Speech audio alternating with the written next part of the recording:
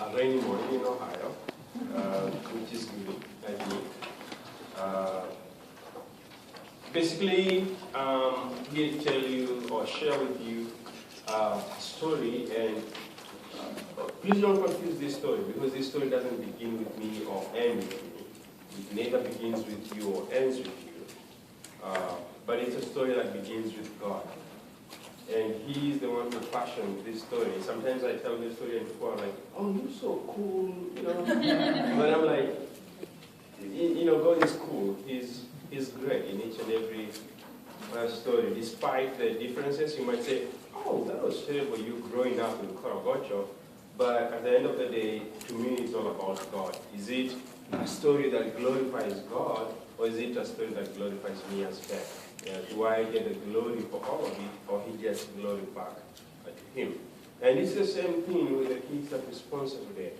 Are we doing it because we can, or are we doing it because the Lord has called us to do so?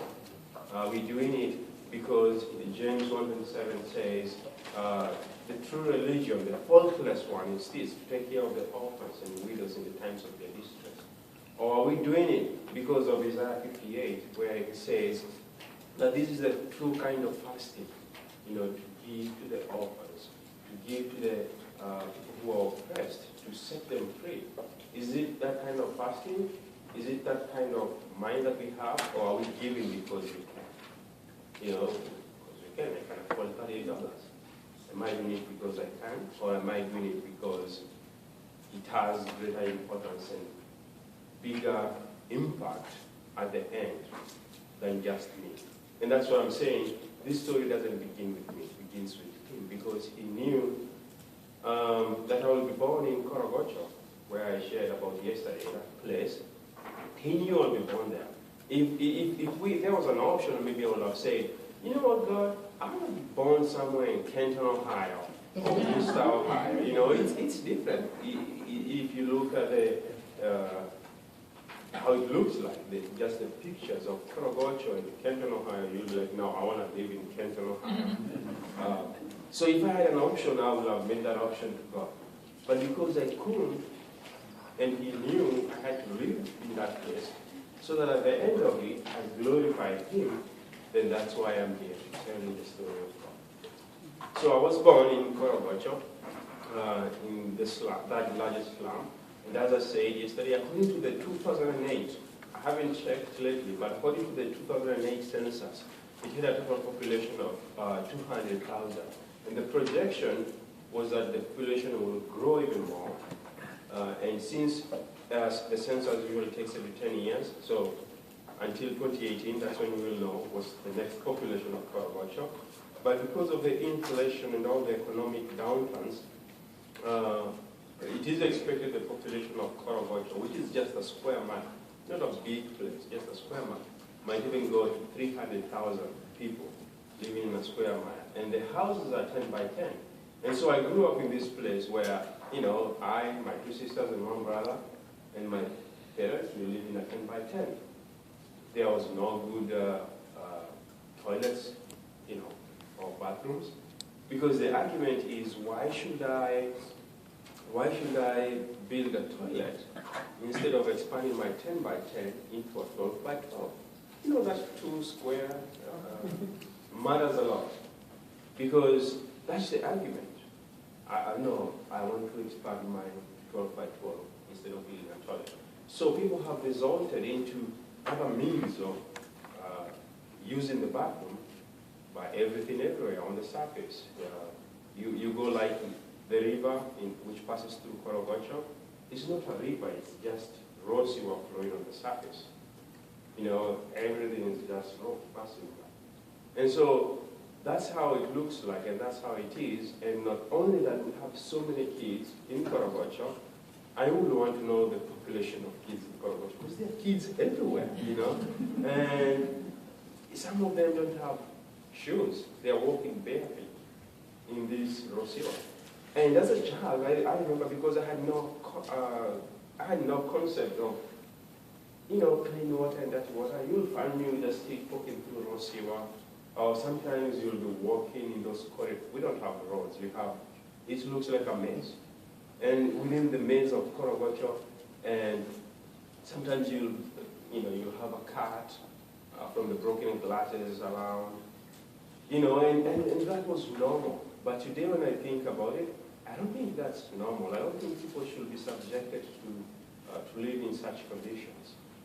I don't think people should be subjected to not having bathrooms, but instead they end up using plastic bags. They go to Walmart, to a store, and after buying the goods, they save the plastic bags. But what are they for? They are not for, reusing them. They use them in different ways. They use them as plant toilets. They use it and then throw it wherever it falls. It might fall on somebody's head. Watch out, Bob. It might fall on someone's head, or it might fall, but that's normal. Even in today, in the 21st century, it is normal for it to happen, and it still happens in Korogocho. And as a young person, at the same time, there was conflict, because you look at that side, and you'll see, oh, those people, they belong, they belong to a gang, a certain gang. They do drugs, they sell drugs, they are involved in robbery, they're involved in, name it. So that's a gang, another gang. But the difference between I and them, they had nice shoes and nice clothes, and for you as a child on this end, as men, you don't have nice shoes, you don't have nice clothes, so there's temptation to want to join the gangs. There's temptation to, there was always constant temptation to want, oh, I want to be like them, I can sell drugs and have nice shoes. But at the head of at the back of your head, you keep thinking, at the end of the day, so many of the young people, I don't know how I survived, but so many of young people in Korogocho, they constantly die because of collision amongst the gangs. This gang will want to take control, and they fight each other, they kill each other. Not only that, sometimes the police will come and there'll be conflict between the gangs and the police. And as a result, so many young people, so many young children end up losing their lives as a result of all this. Sometimes even innocent people will be caught during crossfire because the gangs are shooting at the other gang or the police are shooting on them. And innocent people end up dying, losing their lives every single day in Korogocho. And so, besides just the temptation of joining the gangs, there's also the dangers, the risk of maybe what if you are standing on the path where the bullet will be passing? You never know. But I thank God that I live in this place called Korogocho beyond the age of 5, beyond the age of 10, beyond the age of 15. I actually lived in Korogocho until I went to college, the age of 21. And so this is the place, this is the only place I knew all my life. There's nothing else. And I don't know how I survived in this place. But one thing is for sure, the Lord had a plan and a purpose in my life that I survive in this place, so that at the end of it, I don't just glorify myself, but I glorify Him for everything He did. Because I remember one of my friends, his name was James, he just disappeared from the face of the earth, and in this case it was just Korogocho. He just disappeared from the face of Korogocho. And I asked my parents, what happened to James? And they told me James went to live with his grandma and grandpa up country. Because maybe life is difficult in Korogocho. And I was like, oh, that's so cool. Later on, when, after I've grown up and I've started understanding what was going on, I realized James was not alive. James was a long time ago. He died a long time ago. And he didn't die because he was shot by police or the gangs, but he died from a preventable cause, from malaria. Something so simple, but yet so striking. It's a simple disease, a lot of malaria, but yet it is so striking, it can kill you within hours. And so James died from malaria. I didn't learn this until years later. But then you can see how devastating the situation is. You have your friends as you're growing up, but you don't know whether you will still have the same friends next year. because there are so many dangers around. I usually joke and say, Karamoja is the most volatile after Detroit. You know? but the truth is, in Detroit, life is much better than Karamoja in comparison. There's a big, big difference between these two. And so, this was my life. This was normal. Every single day, seeing all these things. It is normal. It has become a custom even to the kids. These days, you find kids just raised on the same way. They behave the same way. They don't want to come out of this cocoon of Karamoja. And this was me, because all I wanted was to just enjoy life in Karamoja, get married in Karamoja, die in Karamoja, be buried in Karamoja. So everything was revolving around that place. Until Compassion International showed up in one of the local churches. And I remember my mom took me to the church. You know, we never went to church, but now she took me to the church. And I stood there. You've seen this before, right? I call it the compassion selfie.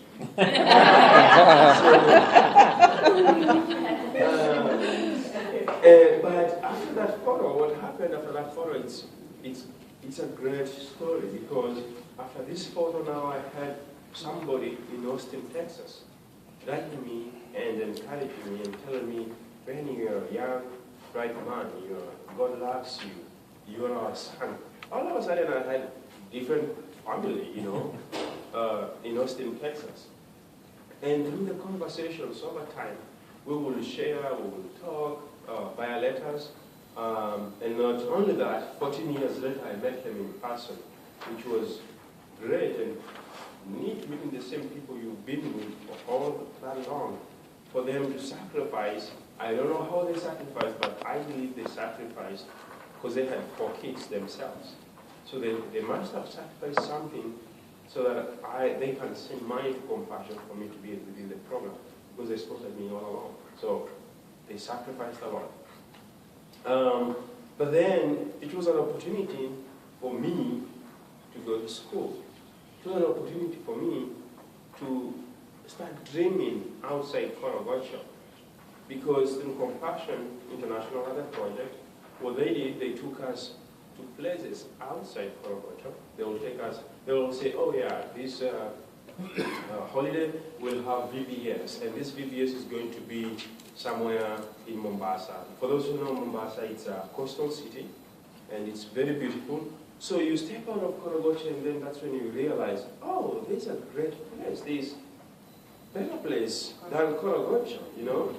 So I just live in Karamoja, but there's something beyond Karamoja, you know. It kind of like opens up your mind. It's like this bulb, it's on.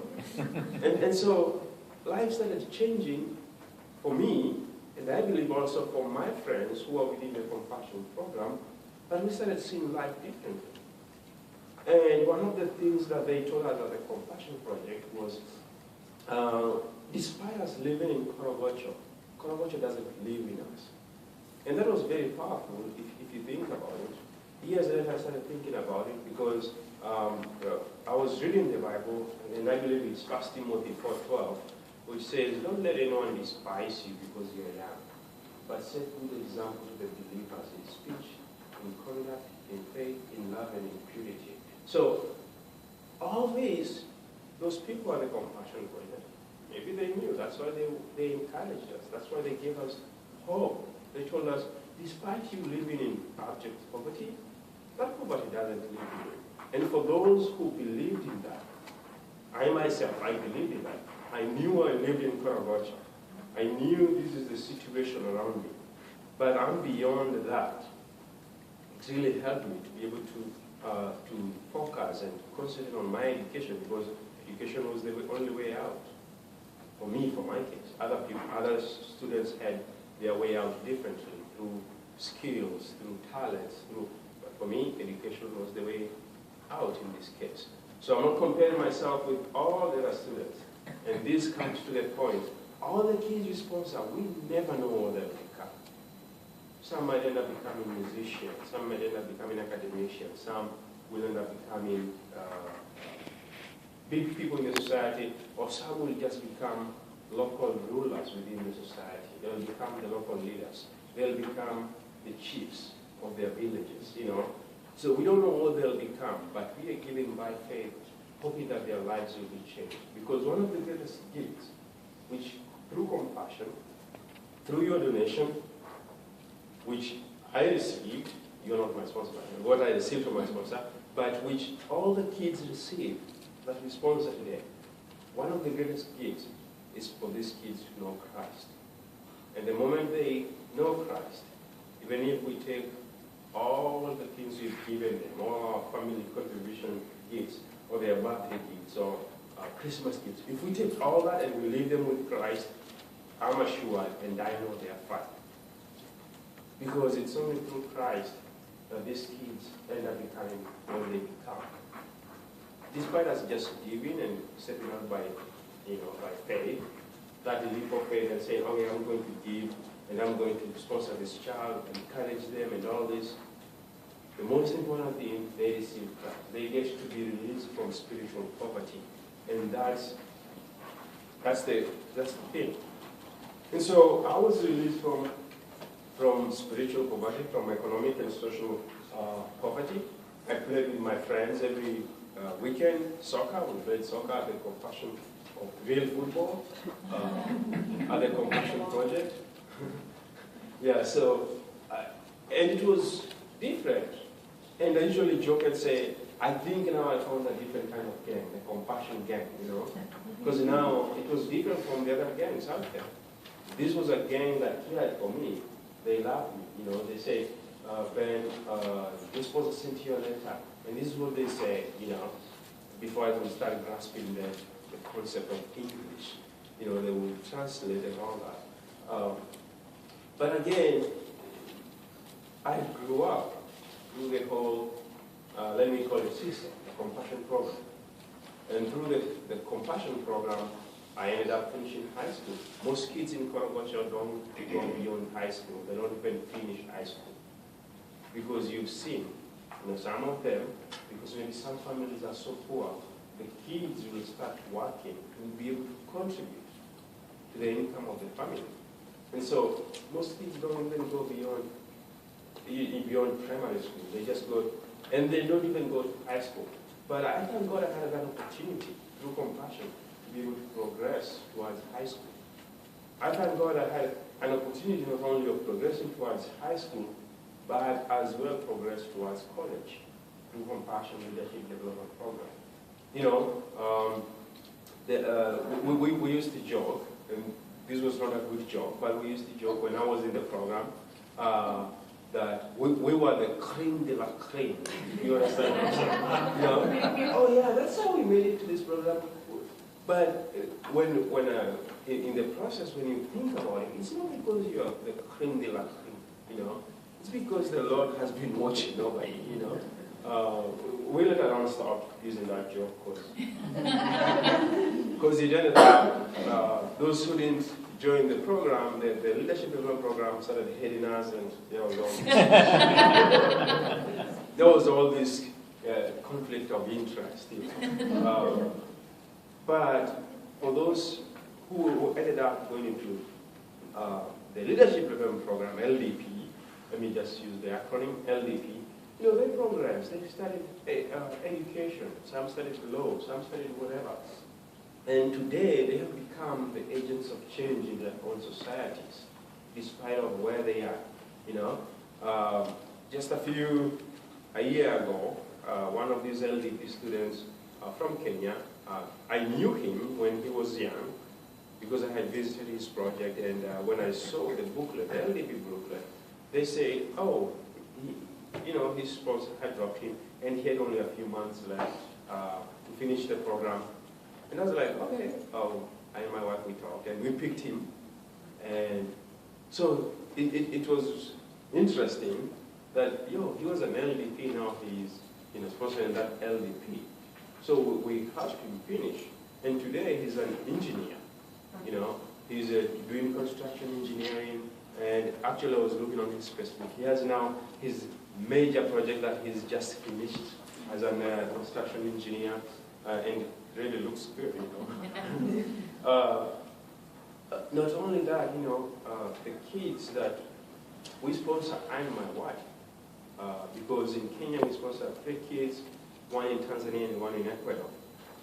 And a few months ago when we went to Kenya, we were able to visit two of them in Kenya. And it was really neat to see these kids, despite that they live in the slum, because one of them lives where I grew up. He goes to the same project where I went. And the other one lives in the next bigger slum, which is Mathare, if you know. So there's Kibera, Mathare, and Korogocho. Kibera is the big one. Mathare is the middle one, and then Korogocho. And we were able to visit with him, to visit with his family. Both of them were able to visit with their families and just have a good time. And it felt like a blessing to me that I was once like one of those kids. Maybe they are going through the same processes that I went through when I lived in Korogocho. But here I am, on this other end, not only just saying, oh yeah, because I've achieved it, that's done, let's move on. I'm actually deciding to give back to these kids, to be able to change their lives. And that's why I'm saying it's not my story, it's God's story. You know, because someone would just say, oh yeah, I've been released from poverty, so let's move on. Let's do something else. You know, but I've decided this is how I'm going to give back towards compassion by sponsoring these kids. Not only that, I'm giving back to compassion by coming and traveling the country and sharing not just my story, but God's story, so that many other kids can be alleviated from poverty. And I know most of you are waiting for this, and you want to ask me, so what do you do now?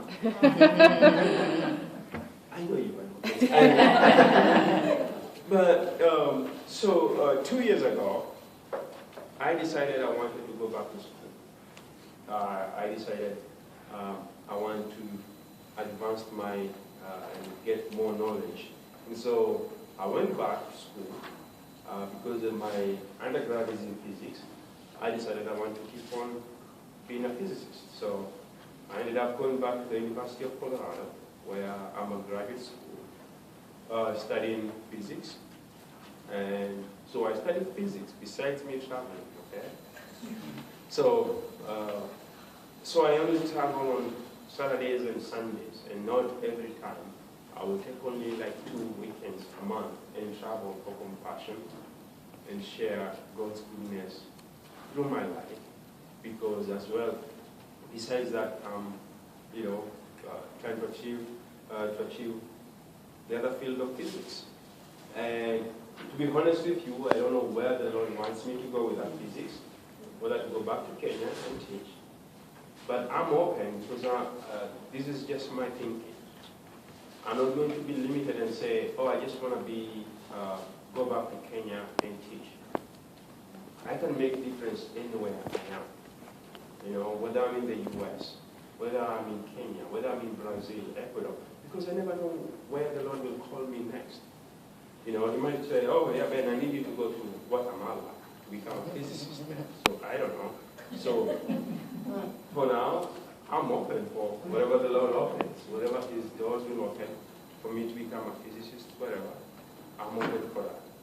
And I'm open whether it's Kenya or wherever. And so it's been a great journey for me and for my family, because they themselves also are able to see the outcomes, the impact that compassion has had on me, despite them not being sponsored through compassion. But they are able to see that. They are able even to say, oh, you know, our son now does this for compassion. He was once in compassion. My youngest brother, who is 22 now, he's at the university in Kenya, Pan African Christian University. He's studying theology and leadership. I didn't know we will have somebody in my family studying theology, but at least we have one.